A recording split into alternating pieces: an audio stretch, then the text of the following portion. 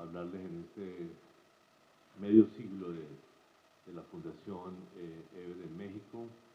Yo con la Fundación EBER he tenido extensa historia desde la creación de la oficina en Colombia, CESCOL, en la cual participé muy activamente, pero también después y organizamos muchos debates de distinta índole después en Nueva York, cuando trabajaba con la ONU en el Departamento de Asuntos Económicos y Sociales, organizamos muchos eventos y en los últimos años, además con el apoyo que la Fundación EBER le ha dado a una comisión independiente de cooperación tributaria internacional que hemos organizado y que yo presido. Bueno, esos temas son más temas como de largo plazo. Alguito hablaré de mis temas actuales como banquero central. Esto realmente más es mis temas de desarrollo. He utilizado como marco este concepto de la trampa de renta media. Básicamente es un concepto que se ha popularizado en los últimos 10 años. Es un concepto del cual de hecho estoy trabajando con otros colegas para tratar de entenderlo más y de alguna manera puedo decir que es un concepto que resulta extremadamente apropiado para América Latina. O sea, porque, digamos, América Latina ha sido como he dicho en mis libros de historia, fue muy rápidamente la clase media del mundo, pero ahí se quedó. Nunca ha podido, o sea, nunca ha podido realmente ascender a la clase alta, digamos, a los países de altos ingresos. Puedo decir que Chile de pronto hoy en día, Argentina del pasado, o sea, ha caído. Hay casos un poco menos complejos, pero igual. O sea, aquí simplemente de manera introductoria, digamos, el concepto, digamos, de que un grupo de países queda atrapado en niveles de ingreso medio bajo está en abierta diferencia con lo que uno ve en la mayor parte de los modelos de crecimiento económico, y es que hay una tendencia a la convergencia en los niveles de ingreso. En contra de esa idea, pues desde tiempo atrás la teoría clásica del desarrollo desarrolló el concepto de la trampa de pobreza, y en los últimos 10 años se ha popularizado este concepto de que también hay una trampa de renta media, o sea, países que se quedan estancados en la renta media y no suben a la renta. Mientras que causas que voy a desarrollar un poco más es el tema del acceso y participación en el proceso de cambio tecnológico. El segundo, la vulnerabilidad que tienen nuestras economías a choques externos, especialmente en términos de intercambio y a la volatilidad del financiamiento que enfrentamos. Y tercero, a la dificultad de construir instituciones que ayuden a reconciliar intereses, en el caso latinoamericano, además digamos, con la característica de que seguimos siendo la región más desigual del mundo, como región. Digamos, este es un viejo gráfico de un estudio precisamente sobre esos temas del Banco Mundial, que muestra la relación entre el PIB per cápita en 1960 y el PIB per cápita en 2008. Ustedes ven, digamos, que en contra de la idea de convergencia, eso más bien da la impresión de que los países se colocan sobre la diagonal, o sea, sobre mantenerse en un nivel. Y ahí pues América Latina está en el cuadrado del centro. O sea, los países que eran renta media ya en 1960 y siguen siendo renta media en años recientes. Entonces, en relación con América Latina, lo que uno puede decir es que digamos, la gran paradoja es que digamos, las reformas de mercado lograron una integración creciente de América Latina en la economía mundial, pero no lograron generar un mayor crecimiento económico, en contra de todas las versiones, digamos, que querían vender, digamos, esas reformas. Y además estamos caracterizados por ciclos económicos más fuertes. Hay unos pocos casos de éxito, qué sé yo, tal vez más conocido Chile en los 90s, Perú, digamos, en el 2013, 14, pero esos procesos de rápido crecimiento no se sostienen en el tiempo. Y además hay un clarísimo proceso de desindustrialización y de concentración, nueva concentración de la exportación de cada exportador en productos básicos y un rezago creciente en el contexto internacional. Aquí, digamos, simplemente, digamos, esta es la participación creciente de América Latina en las exportaciones mundiales, o sea, ahí ha habido éxito, sin lugar a dudas. México, de hecho, ha sido el gran líder, digamos, de este proceso debido al Telecán. Pero el crecimiento económico ha sido extremadamente frustrante. Ustedes ven de 1950 a 80, crecíamos al 5,5% como región, hoy en día crecemos a la mitad. Y además, la última columna que da el coeficiente de variaciones es qué tan volátil es el crecimiento económico. Somos más del doble de lo que éramos en la época anterior. Y eso, pues, hay una reducción sustancial del ritmo de crecimiento económico entre ambos periodos. De hecho, los peores casos son las de las dos economías más grandes, o sea, Brasil y México, y también Venezuela, que es de hecho el peor caso de todos en materia, digamos, de desaceleración del crecimiento económico. Pero la tendencia en general, hay muy pocas excepciones, básicamente las excepciones son de países que crecieron muy mal entre el 50 y el 80, como Bolivia y Uruguay. Pero el resto, digamos, la tendencia a la desaceleración es una tendencia. Y como resultado, digamos, América Latina, digamos, desde 1980 ha retrocedido en términos relativos en PIB per cápita. De hecho, como ustedes ven, esa gráfica nos indica que en el 2017 ya llegamos de nuevo a los niveles relativos de 1820, o sea que ese es de la historia, mi libro de historia económica que lo actualizo. Estamos en los niveles relativos de 1870, perdón. Y en relación con los otros países en desarrollo, la caída es todavía más sustancial. Nosotros teníamos más del doble del PIB per cápita de las otras economías en desarrollo. Hoy en día estamos cerca a tener el mismo PIB per cápita de otras economías en desarrollo. Ahora, ¿por qué la trampa de renta media? Mi análisis entonces se centra básicamente en tres grandes problemas que son sobre los cuales quiero al final presentar como una agenda de políticas. Primero, el manejo de los choques externos. Hay una tendencia a sobregastar los auges, con lo cual el margen para manejar las crisis es muy limitado. Y eso se ve tanto en términos de auge de término de intercambio como auges de financiamiento. El segundo es la dependencia de productos básicos y la desindustrialización y el rezago tecnológico.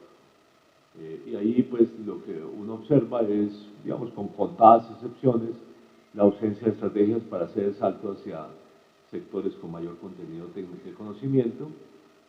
Y tercero, la elevada desigualdad social que genera, pues, fragmentación, incluso procesos políticos de clientelismo, conflicto social, digamos, que son el resultado. Y el elemento común es obviamente que no tenemos instituciones apropiadas para manejar esos tres grandes temas de economía y economía política. Pues en materia de choque externo, digamos, la historia, como decía, es la tendencia a tener una dinámica macroeconómica de corto plazo, en el cual, digamos, hay unos auges, esos auges se reflejan en una mejoría de la actividad económica, pero también en otros procesos que en esencia, por ejemplo, expansiones fiscales que resultan a la postre insostenibles. Entonces, cuando llega la extorsiva, como decimos en Colombia con relación al café, la caída de los ingresos, pues el margen que tienen las autoridades para hacer una política anticíclica son muy limitados. Eso es, en términos conceptuales, curiosamente, lo que yo he venido a denominar la dominancia de la balanza de pagos, para decir que en nuestros países no hay lo que se llama la teoría económica, macroeconómica, dominancia fiscal, sino que lo que es una dominancia de balanza de pagos. O sea, nosotros bailamos al son de las coyunturas externas, de los choques externos positivos y negativos. Digamos, esta es la historia, digamos, del auge de precios de intercambio, de precios de productos básicos, perdón, en rojo el petróleo, en azul los otros productos básicos, donde observamos, pues, el gran auge que hubo entre el 2013 y el 2014, y la caída posterior que se ha reflejado, pues, en una desaceleración muy fuerte de América Latina, desde el 2014 para acá. De hecho, se parece a lo que cuando estaba en la JEPAL yo vine a denominar la media década perdida, que era el periodo 2002, perdón, 1998 al 2002. Digamos, en los últimos 5 años realmente el crecimiento económico es de ese orden, digamos, de un estancamiento, de una ligera caída de hecho del PIB per cápita de la región. Y la tendencia sobre gastar, esta es una forma en la cual yo, digamos, en una gráfica sintetizo cuál es digamos, el gasto del auge de términos de intercambio que tuvo América Latina. Entonces, en la parte de arriba está el déficit en cuenta corriente, que es, como ustedes saben, la diferencia entre el gasto y el ingreso de los países, pero en la parte de abajo yo lo estimo, pero a precios de antes del auge, o sea, a precios del 2003, de exportación. Entonces, la diferencia entre las dos curvas es básicamente el auge que nos gastamos. 50% del PIB. Entonces, cuando llega la crisis, la caída de precios de productos básicos, obviamente se siente mucho más en Sudamérica que por acá, digamos, hay una tendencia a sobregastar. Digamos, no hay mucho margen para hacer política anticíclica. Y esta es la historia de la volatilidad del financiamiento externo, que es una realidad que está golpeando nuevamente desde el año pasado a todas las economías emergentes, muy duro en algunos momentos a Argentina, parcialmente a Brasil, un poco menos al resto, pero igual, digamos, con una menor abundancia de financiamiento de la que hubo durante, sobre todo en 2010 al 2014 hubo digamos, un financiamiento externo absolutamente excepcional. Y esta, digamos, la forma como se refleja en las cuentas públicas. Entonces, la línea roja muestra la historia del gasto primario del gobierno, o sea, sin pago de intereses. Y ahí se observa precisamente ese ciclo que es de gasto durante los buenos tiempos, digamos, de recorte durante los malos tiempos, de manera que tenemos un comportamiento claramente procíclico del gasto. Esto econométricamente está bastante bien sustentado en muchos trabajos. Y esta pues es la historia país por país de lo que ha ocurrido desde el año 2014 al 2018, donde en esencia se muestra pues la contracción del gasto como porcentaje del PIB. Ahí México es de hecho uno de los casos más notorios. Ecuador también lo es, mi país lo mismo, en fin, Argentina, todo, digamos, el resto de los países hay un poco de excepciones, pero que habría que entrar a estudiar con detenimiento, pero la mayor parte de los países han tenido reducciones del gasto durante el crisis reciente. El segundo gran tema es la liberalización comercial, digamos. Entonces ahí lo que observamos es, para comenzar, América Latina desde las reformas tiene 3 patrones de especialización: el del norte, que es el que predomina aquí, que es manufacturas con mucho contenido importado, como vamos a ver, combinada con productos básicos y servicios, sobre todo turismo. El sur, que es básicamente productos básicos, pero con un comercio interregional de manufacturas, y las economías de servicios, Panamá, Cuba y República Dominicana. Y lo que vamos a observar como nivel regional es una marcada y prematura desindustrialización, con un rezago tecnológico y muy limitada inversión en ciencia y tecnología. Entonces, esta es la historia, digamos, de la reprimarización exportadora. En rojo y amarillo es el porcentaje de exportaciones con contenido, que es básicamente productos básicos o manufacturas basadas en recursos naturales. Ustedes ven desde los años 80 y 90, o sea, hubo una tendencia a la caída, pero desde la vuelta del siglo hemos tenido una reprimarización exportadora importante en la región. Esa reprimarización depende mucho de los mercados a los cuales están destinados. Ahí pongo a la izquierda China, que ha sido el gran mercado de América Latina en los últimos 10 años. Usted ve que es el peor caso de todos, donde más del 90% de las exportaciones son productos básicos. Pero también, digamos, ahí está Corea con un patrón similar, la Unión Europea un poco menos, y los dos que aparecen menos son el comercio intrarregional, que es la penúltima columna, donde las manufacturas ya sí representan más del 50% los azules, y el comercio con Estados Unidos, donde sin embargo están muy determinados por las exportaciones mexicanas. Si uno excluye México, en realidad Estados Unidos es más del 60% también productos básicos y manufacturas. O sea, América Latina, en términos de diversificación exportadora, salvo uno podría decir más, digamos, México, algunas economías centroamericanas, notablemente Costa Rica, digamos, siguen siendo básicamente dependientes de productos básicos. En el caso mexicano, lo que resalta, como muestro aquí, es el bajo contenido de valor agregado de sus exportaciones de manufacturas. Aquí comparo a México, digamos en azul, con China, con Corea del Sur y con Turquía, en términos del contenido de valor agregado. Esta es una base de datos de la OCDE sobre esta materia, y muestra que México es no solamente el más bajo, sino el que no tiene ninguna tendencia positiva, mientras en particular China y Corea tienen una tendencia positiva bastante marcada.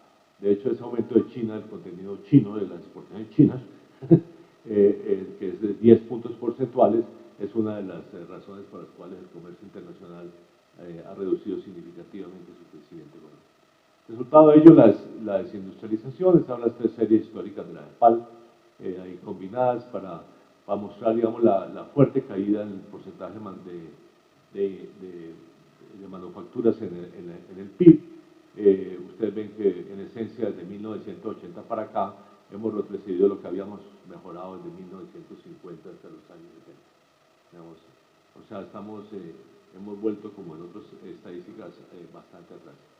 Y, digamos, una de las explicaciones básicas es el rezago tecnológico. Este es un estudio de la DEPAL de hace unos años, donde se estiman 3 tipos de indicadores tecnológicos y se compara América Latina con Asia Oriental en desarrollo, con los países maduros, intensivos en recursos naturales, eso es como quien dice las Noruegas, Canadá, Australia del mundo, y muestra que, digamos, el primer indicador, que es el porcentaje de industrias de alta tecnología, nosotros tenemos la tercera parte de Asia, la mitad de las economías maduras e intensivas en recursos naturales. En investigación y desarrollo, como lo voy a mostrar en el siguiente gráfico, somos una pequeña fracción de lo que invierten ellos en ciencia y tecnología, y en patentes por millón de habitantes no existimos. No existimos, tenemos la 100ª parte de un país asiático. O sea, digamos, esto es lo que es en investigación y desarrollo, dos años, 2007 y el último año disponible. En América Latina, ustedes ven en el centro, comparado con el promedio de la OCDE, digamos, somos una pequeña fracción, y en América Latina realmente el único país que tiene algo que mostrar es Brasil. De resto, los niveles son, en esta materia son, digamos, muy bajos. México el 0,5, mi país es como el menos del 0,3, es decir, todos somos una vergüenza. Pobreza y distribución del ingreso, digamos, aquí las noticias son las menos malas, digamos, en algunos aspectos buenas. Digamos, América Latina tuvo de pobreza espectacular, de hecho, la más alta desde los años 70, digamos, entre 2002 y 2014. Eso es después de lo que yo he venido a llamar el cuarto de siglo perdido, o sea, porque nos demoramos un cuarto de siglo en volver a los niveles de pobreza de 1980. Y, digamos, con varios factores positivos, yo diría que el más importante es la creación de empleo y la mejor distribución del ingreso laboral. En materia de política social, lo más importante fue educación, el aumento de los niveles educativos, puede decir con calidad discutible, pero digamos con un aumento significativo en educación, y uno menos importante fueron las transferencias estatales, lo cual se hizo mucho énfasis sobre la importancia de las transferencias condicionadas, que sin embargo su impacto en pobreza es poquito y en distribución de ingresos prácticamente nulo. Ahora, el deterioro distributivo, digamos, extendió los problemas hasta fines del siglo, pero las mejorías de los 2000 son una causa básica de por qué, digamos, se logró.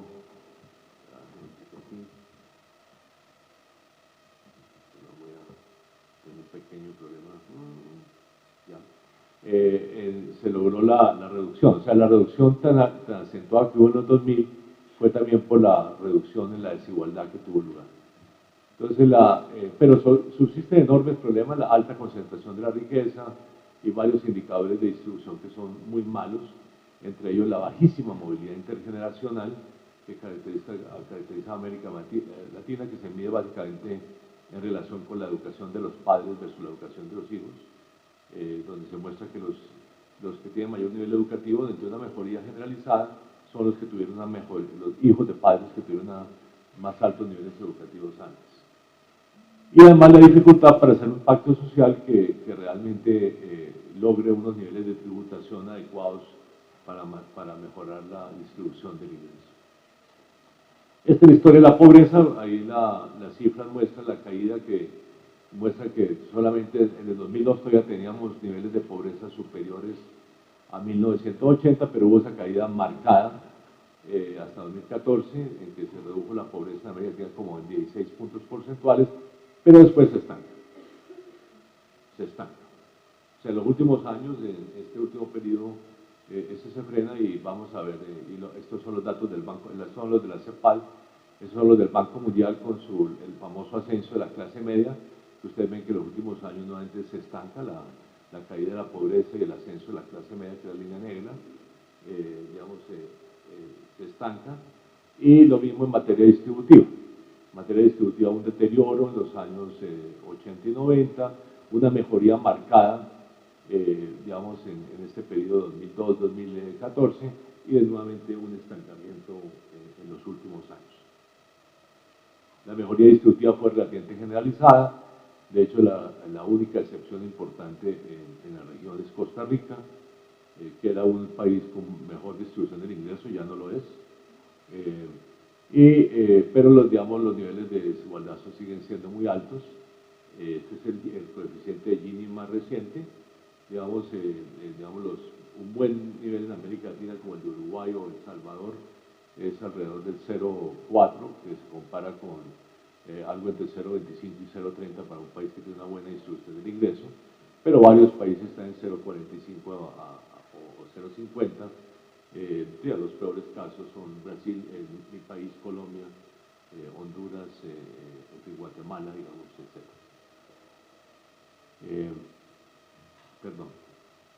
Y este que es el peor indicador de todos, que es los datos que se usa, esta encuesta de hogares con ingresos tributarios, para mostrar cuál es el ingreso del 1% más rico de la población, donde los países latinoamericanos son una verdadera vergüenza.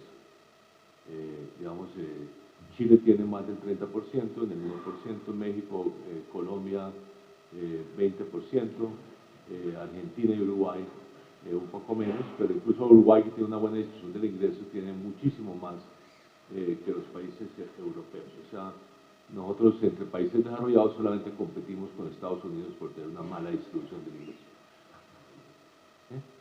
Bueno, y este es digamos, el efecto, digamos, del conjunto de los impuestos y las transferencias estatales en términos de reducción del coeficiente de Gini.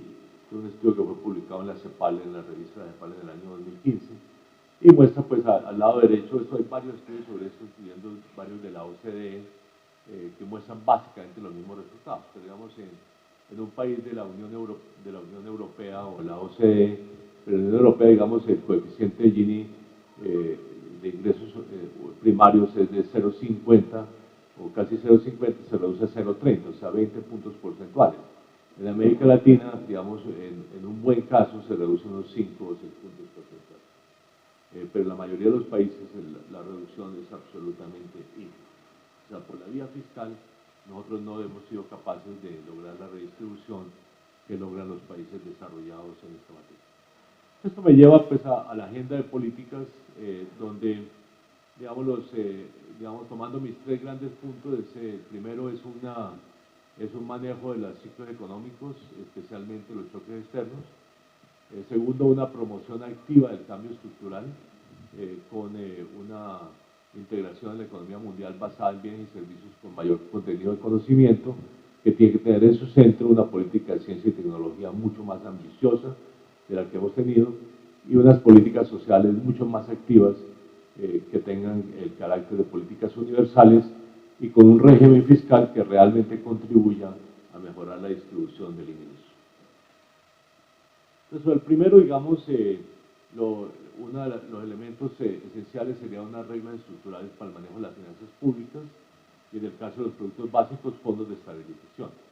En América Latina, en ambos casos, lo mejor, el único ejemplo realmente de mostrar es Chile, que tiene tanto unas reglas estructurales que más o menos funcionan y tiene fondos de los cuales se ahorran los ingresos del cobre y que tienen ya unos recursos sustanciales. Pero esos son, digamos, es el único ejemplo. Digamos, Colombia del pasado, curiosamente, tenía el mejor ejemplo de un fondo de estabilización que el fondo que teníamos para el café. Pero ese fondo prácticamente ha dejado de funcionar como un fondo de estabilización. Y lo otro son los objetivos múltiples de los bancos centrales. Ahí tenía que hablar de los bancos centrales, entonces ahí están mi visión de los bancos centrales. Ahí recuerdo que en Estados Unidos el Banco Central, la Reserva Federal, tiene 3 objetivos. El máximo empleo, así dice la ley, los precios estables y tasas de interés moderadas de largo plazo, que yo lo interpreto como un objetivo de crecimiento económico. Entonces, en nuestras economías emergentes nosotros tenemos que incluir ciertamente los objetivos de empleo y actividad económica, pero además, por la importancia de los choques externos, un objetivo de tasa de cambio competitiva y estable. Y en todos los países, como ha sido claro después de la crisis del 2008-2009, estabilidad financiera. El régimen cambiario, en ese contexto, tiene que ser un régimen de flexibilidad administrada y parte de eso son las regulaciones de flujos de capital y medidas macroprudenciales, un tema del cual ya ha habido un reconocimiento creciente en los últimos años, podemos volver sobre eso en la discusión. La promoción del cambio estructural pasa en primer lugar por reconocer que las actividades productivas ofrecen distintas oportunidades para generar y transferir tecnología y por lo tanto que se necesitan estrategias de desarrollo orientadas a crear actividades con un objetivo de diversificar la actividad productiva hacia, digamos, industrias más o sectores más intensivos de conocimiento. Y de paso, yo prefiero utilizar el concepto de política de desarrollo productivo más que de política industrial por un mero tema de lenguaje. En inglés, industrial policy es para cualquier sector, pero cuando lo traduce al español todos entendemos manufacturas. No, las industrias intensivas de conocimiento pueden estar en cualquier sector. Puede haber el sector primario, por ejemplo, una agricultura ecológica, por ejemplo, es un sector intensivo de conocimiento, pero también es manufacturas obviamente, pero también servicios, por ejemplo, exportación de servicios de salud. Es también una actividad intensiva de conocimiento. Entonces, digamos, yo creo que no es manufactura, sino en general es sector. Y eso tiene que tener en el centro una política de ciencia y tecnología realmente ambiciosa, digamos, con objetivo claro de llegar a los estándares de la OCDE en materia de gasto en ciencia y tecnología. Más aún, ahí hay una oportunidad súper interesante de integración regional asociada a ciencia y tecnología que no se han explotado en lo absoluto.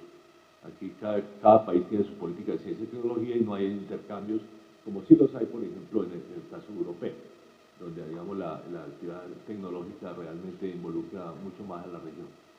Y como dos observaciones importantes en términos de estructura de comercio exterior, utilizar mucho más activa la integración regional como oportunidad, dada la importancia de manufacturas en ese comercio interregional, y segundo, diversificar mucho las exportaciones a China, dada la importancia de China como mercado, pero el hecho de que China básicamente importa solamente productos básicos de América Latina.